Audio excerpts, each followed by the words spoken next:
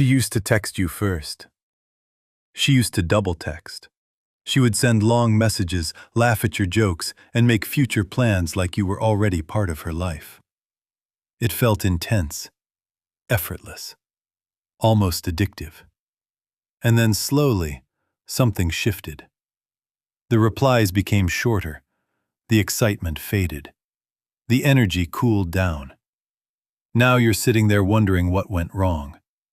The truth is, attraction rarely disappears randomly. Most of the time, the dynamic changed, and you didn't even notice when it happened. In the beginning, attraction is fueled by uncertainty. When she first meets you, she doesn't fully know you. She's trying to read you, understand you, and predict you. That uncertainty creates anticipation. And anticipation releases dopamine, the chemical responsible for craving and excitement. She's not obsessed with you yet. She's obsessed with the possibility of you. The mystery, the potential, the unanswered questions. That emotional suspense is powerful. But then something subtle happens. The moment you realize she likes you, your behavior shifts.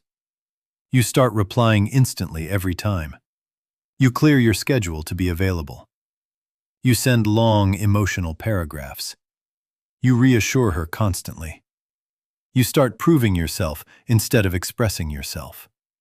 What feels like effort and care to you can feel like over-availability to her. And over-availability removes tension. Human psychology places higher value on what feels scarce.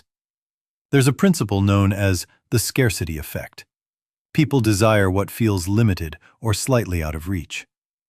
When she wasn't sure how invested you were, she leaned forward emotionally. When she became certain that you were fully invested, no matter what, her brain relaxed. The chase ended. The dopamine spike flattened. Certainty replaced curiosity. This doesn't mean you should play games or act cold. It means attraction needs polarity, a balance of interest and independence. When your mood begins to depend on her responses, she can sense it. When you get anxious because she hasn't replied in an hour, that energy leaks into your communication. When you seek reassurance, over-explain yourself, or try to lock things down too quickly, it creates pressure. And pressure suffocates desire. Attraction thrives in emotional safety, but it dies in emotional dependency. There's a difference. Emotional safety feels grounded and calm. Emotional dependency feels heavy and urgent. If she starts feeling responsible for your happiness, she unconsciously steps out of the romantic role and into a caretaker role. And caretaking does not spark desire. Another key factor is predictability. When every text comes instantly, every compliment flows freely, and every plan revolves around her schedule, you become predictable. The brain stops working to figure you out. Mystery disappears. And mystery is one of the strongest psychological triggers of attraction. It keeps imagination alive. When imagination dies, intensity follows. What could you have done differently? Maintain balance. Stay warm but not desperate. Interested but not attached to the outcome. Continue prioritizing your goals, friends, routines, and ambitions. When she senses that you have a full life outside of her, she respects it. When she senses that she is your entire focus, the dynamic shifts. Confidence is attractive because it signals abundance. Not just abundance of options, but abundance of self-worth. The deeper issue often isn't tactics. It's fear. Fear of losing her. Fear of not being enough.